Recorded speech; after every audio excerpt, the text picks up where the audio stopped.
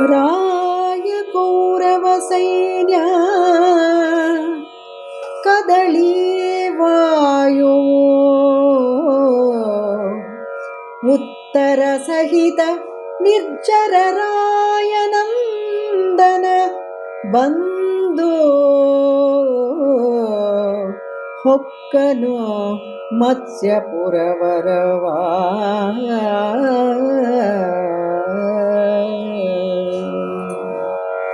ಎಲ್ಲರಿಗೂ ನಮಸ್ಕಾರಗಳು. ಬಿರುಗಾಳಿ ಬೀಸಿದಂತಹ ವೇಳೆಯಲ್ಲಿ ಈ ಕದಳಿ ದ್ರುಮಗಳು, ಬಾಳೆಹಣ್ಣಿನ ಗಿಡಗಳು ಹೇಗೆ ಬೇರು ಸಹಿತವಾಗಿ ಕಿತ್ತು ಗಾಳಿಯ ದಿಶೆಯಲ್ಲಿ ಹಾರಿ ಹೋಗುತ್ತದೋ ಹಾಗೆಯೇ ನಿರ್ಜರ ರಾಯನಂದನನಾದಂತಹ ಅರ್ಜುನನು ಆ ದುರ್ಯೋಧನಾದಿಗಳನ್ನು, ಕೌರವ ಸೇನೆಯನ್ನು ಸೋಲಿಸಿದ್ದಾನೆ.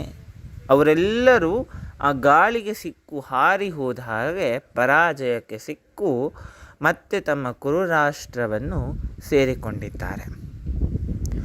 ನಿರ್ಜರ ಅಂತ ಹೇಳಿದರೆ ವೃದ್ಧಾವಸ್ಥೆ ಇಲ್ಲದ ಎನ್ನುವುದಾಗಿ. ಸಾಮಾನ್ಯವಾಗಿ ಪಾರ್ಥಿವರಿಗೆ 4 ಅವಸ್ಥೆಗಳು: ಬಾಲ್ಯ, ಕೌಮಾರ, ಯೌವನ, ವೃದ್ಧ.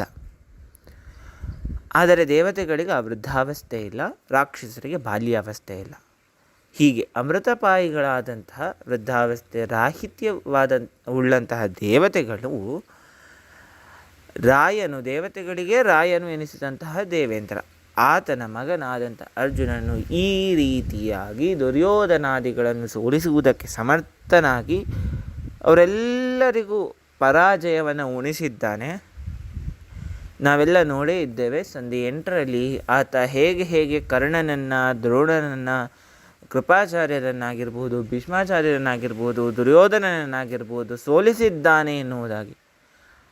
ಆ ಪರಿಯಲ್ಲಿ ಅಷ್ಟೂ ಕುರುಸೇನೆಯನ್ನು ಸೋಲಿಸುವುದಕ್ಕೆ ಸಶಕ್ತನಾಗಿ ನಿಂತಹ ಅರ್ಜುನನು ಈಗ ಮರಳಿ ವಿರಾಟ ನಗರಕ್ಕೆ ಬರುತ್ತಾನೆ ಎನ್ನುವಂತಹದ್ದನ್ನು ಈ ಸೂಚನಾ ಪದ್ಯ ಹೇಳ್ತಾ ಇದೆ. ಅದರೊಂದಿಗೆ ಆಮೇಲೆ ವಿರಾಟ ನಗರದಲ್ಲಿ ಆಗಿ ಹೋದಂತಹ ಘಟನೆಗಳನ್ನು ಈ ಸಂಧಿ ಒಂದೊಂದಾಗಿ ಬಿತ್ತರಿಸ್ತಾ ಹೋಗುತ್ತೆ. ಅದನ್ನು ನಾವೆಲ್ಲರೂ ಆಲಿಸೋಣವಾಗಲಿ. ಬಳಿಕ ಫಲುಗುಣನತ್ತಲು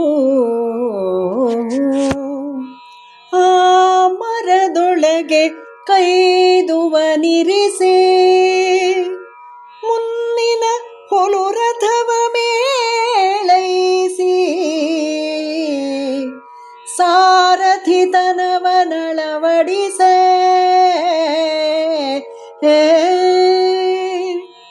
ಇಳಿದು ಪಾರ್ಥನ ಮೈದಡವಿ ಕಪಿಕುಲಲಲಾಮನು ವನಕ್ಕೆ ಹಾಯ್ದನು. ಹೊಳಲ ಹೊರೆಯಲಿ ನಿಂದು ನಗುತ್ತ ಉತ್ತರ ನೊಳಿಂತೆಂದ.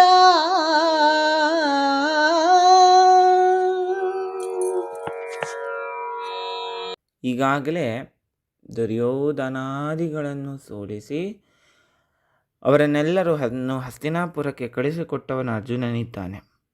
ಈಗ ಮತ್ತೆ ವಿರಾಟ ನಗರಕ್ಕೆ ಹೋಗಬೇಕಾದಂತಹ ಸನ್ನಿವೇಶ. ತನ್ನಂತಹ ಗಾಂಡೀವ ಮತ್ತು ದಿವ್ಯ ಶರಾದಿಗಳನ್ನು ಮತ್ತೆ ಆ ಹೆಣದ ರೀತಿಯಲ್ಲಿ ಕಟ್ಟಿ ಬನ್ನಿ ಮರಕ್ಕೆ ಕಟ್ಟಿ ಹಾಕುತ್ತಾನೆ. ಆ ಬಳಿಕದಲ್ಲಿ ಅಗ್ನಿದತ್ತವಾದಂತಹ ರಥವನ್ನು ಬಿಟ್ಟು ವಿರಾಟ ನಗರದಿಂದ ಉತ್ತರನೊಂದಿಗೆ ಬಂದಿದ್ದ ಹುಲು ರಥವನ್ನು ಏರಿ ಮತ್ತೆ ತಾನು ಸಾರಥಿಯಾಗಿ ಕೂತುಕೊಳ್ಳುತ್ತಾನೆ. ಅರ್ಜುನನು ಬೃಹನ್ನಳೆಯಾಗಿ ಮತ್ತೆ ವೇಷಾಂತರವಾಗುತ್ತಾನೆ. ಹಾಗೆಯೇ ಅರ್ಜುನನ ರಥದ ಧ್ವಜದಲ್ಲಿ ಮೆರೆಯುತ್ತಿದ್ದಂತಹ ಕಪಿ ಹನುಮಂತನು ಆ ಧ್ವಜದಿಂದ ಇಳಿದು ಅರ್ಜುನನ ಮೈದಡವಿ ಎಂದರೆ ಅರ್ಜುನನ ಅಪ್ಪಿಕೊಂಡನು, ಇಲ್ಲ ಅರ್ಜುನನ ಸಾಹಸ ವೀರ ಪರಾಕ್ರಮಕ್ಕೆ ಆತ ಭೇಷ್ ಎಂದು ಬೆನ್ತಟ್ಟಿದೆನೋ ಹಾಗೆ ಮೈದಡವಿದಂತಹ ಕಪಿಕುಲಲಲಾಮನು ಎನಿಸಿದಂತಹ ಶ್ರೀರಾಮಚಂದ್ರನ ಪರಮ ಭಕ್ತನೂ ಆದಂತಹ ಹನುಮಂತನು ಮತ್ತೆ ವನಕ್ಕೆ ತೆರಳುತ್ತಾನೆ. ಆ ಬಳಿಕದಲ್ಲಿ ಉತ್ತರನನ್ನು ಅರ್ಜುನನ ರಥದಲ್ಲಿ ಕುಳ್ಳಿರಿಸಿ ಮತ್ತೆ ಆತ ರಥವನ್ನು ಚಲಾಯಿಸಿ ಈಗ ಊರ ಹತ್ತಿರಕ್ಕೆ ಬಂದಿದ್ದಾನೆ. ಈ ವೇಳೆಯಲ್ಲಿ ಉತ್ತರನತ್ತ ನಸುನಗುತ್ತಾ ಅರ್ಜುನ ಏನೋ ಹೇಳ ಇಚ್ಛಿಸಿದ್ದಾನೆ. ಅದೇನೆಂಬುದನ್ನು ಕೇಳೋಣವಂತೆ. ಕರೆದು ದೂತರಿಗರುಹು ನೀನೇ ಧುರವ ಜಯಿಸಿದೆನೆನ್ನು ನಾವಿದ್ದ ಇರವನು ಅರುಹದಿರೋ ಇಂದು ಪಸರಿಸು ನಿನ್ನ ವಿಕ್ರಮವಾ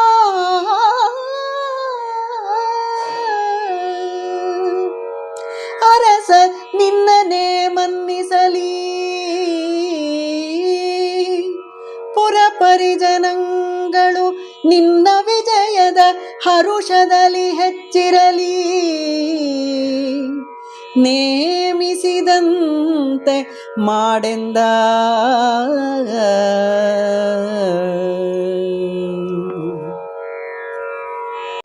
ಹನ್ನೆರಡು ವರ್ಷಗಳ ಬಹುದೀರ್ಘವಾದಂತಹ ವನವಾಸ, ನಾಗರಿಕ ಸಂಪರ್ಕದಲ್ಲಿ ಇಲ್ಲದಂತಹ ಪಾಂಡವರು ಆಶ್ರಮದಲ್ಲಿಯೋ ಕುಟೀರಗಳಲ್ಲಿಯೋ ವನದಲ್ಲಿಯೋ ಹಾಗೆ ವಾಸವಾಗಿದ್ದಂಥವರು. ಆ ಬಳಿಕ ವಿರಾಟ ನಗರದಲ್ಲಿ 1 ವರ್ಷದ ಅಜ್ಞಾತವಾಸವನ್ನು ಪೂರೈಸಿದ್ದಾರೆ. ಆ 1 ವರ್ಷ ಪೂರ್ಣಗೊಂಡಿದೆ ಈ ಕಾಲಕ್ಕೆ. ಅರ್ಜುನನು ತನ್ನ ಪ್ರಾಕಟ್ಯವನ್ನು ಈಗಾಗಲೇ ದುರ್ಯೋಧನಾದಿಗಳಿಗೆ ತೋರಿಸಿಕೊಂಡಿದ್ದಾನೆ. ಹಾಗೆ ಅವರನ್ನು ಎಲ್ಲರನ್ನು ಸೋಲಿಸುವುದಕ್ಕೆ ಸಶಕ್ತನಾಗಿ ನಿಂತವನಿದ್ದಾನೆ. ಹಾಗೆಯೇ ಉತ್ತರನು ಇತ್ತ ಕಡೆಯಿಂದ ಅರ್ಜುನ ಹಾಗೆಯೇ ಪಾಂಡವರ ಇರವನ್ನು ತಿಳಿದುಕೊಂಡಂಥವನಿದ್ದಾನೆ. ಹಾಗಾಗಿಯೇ ಉತ್ತರನಿಗೆ ಜಾಗೃತೆಯನ್ನು ಹೇಳುತ್ತಾ ಅಥವಾ ಒಂದು ರೀತಿಯಲ್ಲಿ ಎಚ್ಚರಿಕೆಯನ್ನು ಹೇಳುತ್ತಾ ನಾವಿದ್ದಿರವನು ಯಾರಿಗೂ ಹೇಳಬೇಡ ಎನ್ನುವುದಾಗಿ. ಹೋಗು, ದೂತರಿಗೆ ಬಂದಂತಹ ಗೋಪಾಲರಿಗೆ ಉತ್ತರ ಗೋಗ್ರಹಣವನ್ನು ಮಾಡಿದಂತಹ ದುರ್ಯೋಧನಾದಿಗಳನ್ನು ಸೋಲಿಸಿದವನು ನಾನೇ ಎನ್ನುವುದಾಗಿ ಉತ್ತರನು ಹೋಗಿ ಪ್ರಕಟಪಡಿಸಲಿ, ಉತ್ತರನ ವಿಜಯವೆಂದೆನಿಸಲಿ ಎಂದು. ರಾಜನು ಉತ್ತರನನ್ನೇ ಮನ್ನಿಸಲಿ. ಯಾವ ಮನ್ನಣೆಯಿಂದ ಉತ್ತರನು ಹೆಣ್ಣು ಮಕ್ಕಳೆದುರಿಗೆ ಬಾಯಿಗೆ ಬಂದಂತೆ ಯುದ್ಧದ ಸಲುವಾಗಿ ಹಾಗೆ ಮಾಡುತ್ತೇನೆ ಹೀಗೆ ಮಾಡುತ್ತೇನೆ ಅಂತ ಹೇಳಿದ್ದಾನೋ ಅದರಂತೆಯೇ ನಡೆದು ಹೋಗಲಿ.